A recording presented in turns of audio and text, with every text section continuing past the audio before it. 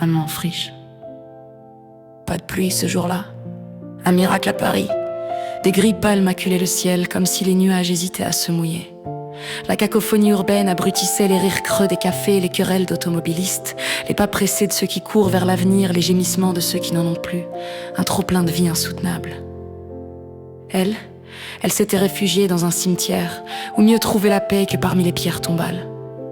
Lui, il y photographiait les statues, pas les stèles, juste les anges mutilés, les pleureuses de marbre, les visages figés dans un chagrin éternel. La douleur pétrifiée reste plus honnête que le moindre cliché exhibé sur Instagram. Ses cernes dessinaient des parenthèses. Sur sa figure, un sourire pincé semblait avoir été oublié par accident.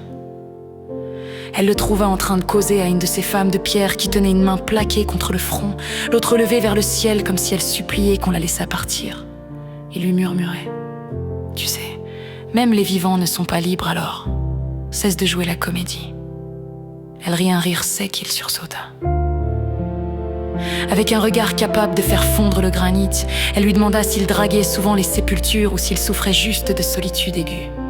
Il haussa les épaules, répliqua « Elles ne mentent pas, c'est déjà ça. » Ils marchèrent ensemble, sans se présenter.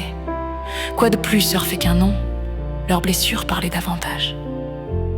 Elle lui raconta qu'elle venait là pour écrire des lettres qu'elle ne posterait jamais, à des ex, à des fantômes, à elle-même. Lui, il collectionnait les silences, leurs chaos, il les enregistrait dans sa tête à l'instar de morceaux de musique expérimentale à réécouter lors d'une crise existentielle. Pas de regard appuyé, pas de main effleurée, juste deux âmes cabossées déambulant en terrain neutre. La mort, c'était plus simple. Qui proposerait à un cadavre d'avoir des enfants? Ils se revirent toujours là, jamais ailleurs.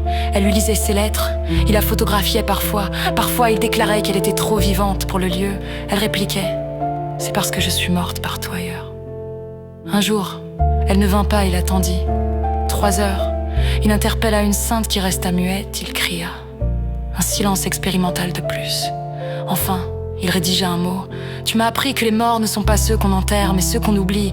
Alors je continuerai à revenir à parler aux statues. À t'attendre, tu es la seule vivante que j'ai rencontrée ici-bas.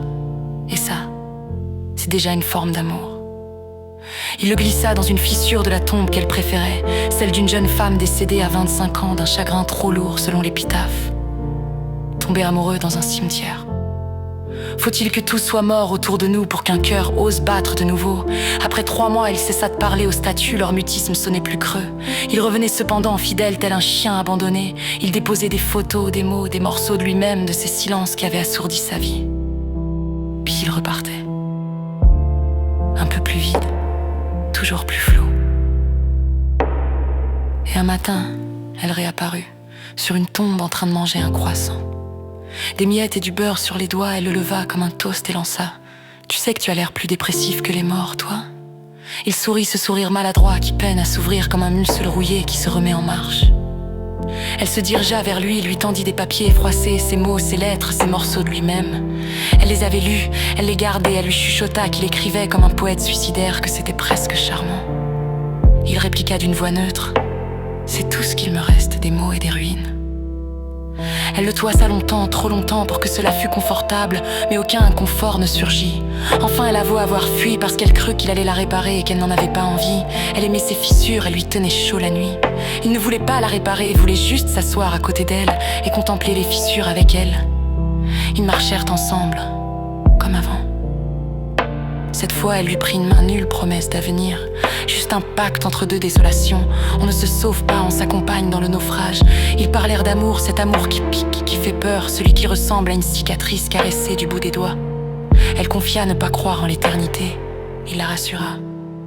Même les statues finissent par s'effriter. Il se revient ainsi, encore et encore, pour renaître un peu chaque jour, non par la lumière, mais par les ombres partagées.